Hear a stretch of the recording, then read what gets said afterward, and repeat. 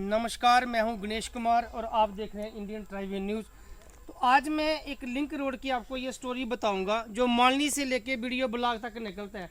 कोई कम से कम 1 किलोमीटर ये रोड है और पीछे तो थोड़ी ब्लैक टॉप हुई है लेकिन वो भी थोड़ी उखड़ गई है। लेकिन आगे तक देखा मैंने कि कंक्रीट पड़ी है, लेकिन खड्डे इतने, अगर बारिश हो, बरसात का मौसम हो, बाढ़ आए तो मतलब कि बहुत मुश्किल हो जाता है लोगों को चलने का।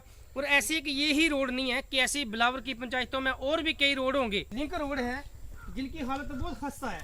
2014 के बाद जब से भाजपा सरकार आई थी, बिलावर के अंदर क्रांति आई, मूवमेंट आई, कुछ चीज़ें बदली भी हैं, कुछ रोड जो है अच्छे बने भी हैं, हुए भी हैं, और कुछ अभी अधूरे रह गए हैं। हिल एरियाज में हो हमारे, चाहे वो प्लेन एरिया हो, मानली का एरिया हो, कोक का हो, ग्रोटा हो, ठेंटू, जो भी है, कहीं ना कहीं अभी भी ब्लैक टॉपिंग की बहुत ज़रूरत है। बहुत खस्ता हालत है सड़कों की।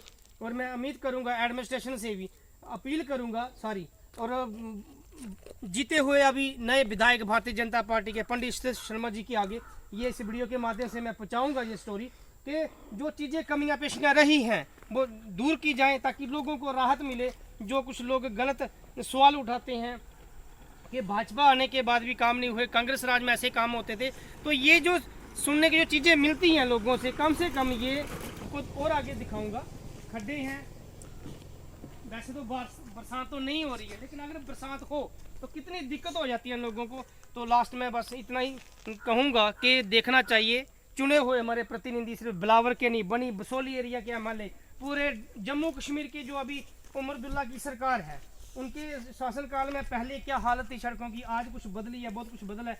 लेकिन जो आज कुछ चीज़ें रह गई हैं, हम उम्मीद करते हैं कि इस सरकार को और बने हुए हर एरिया के, हर कॉन्स्टिट्यूंसी के एमएलए को देखना चाहिए, लोगों को राहत मिले। खाली सड़कें नहीं है, और भी बहुत सी स्कीमों का बेनिफिट, जैसे मैंने अब एक स्टोरी भी लगाई थी कि लोगों को कच्चे जिनके मकान हैं उनको भी अभी तक पक्के मकान नहीं मिले हैं, उनके साथ भी भेदभाव किया है पंचों सरपंचों ने, और कुछ करप्शन भी हुई है। तो हम चाहते हैं, अपील करते हैं, अगर किसी ने पीछे करप्शन की है या अभी भी कर रहे हैं तो चुने हुए इन लोगों को चाहिए।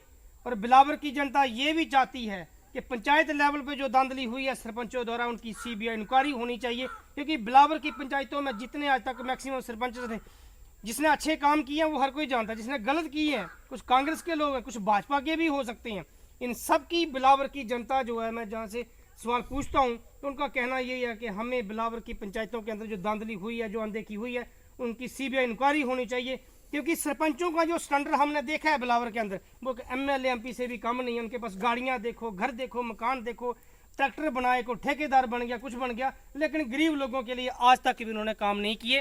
तो यही था कि जो अनदेखी हुई है कम से कम अब आगे उसकी भरपाई हो, सही से काम हो, सही से हमारा बिलावर जो है उसकी अच्छी से डेवलपमेंट हो।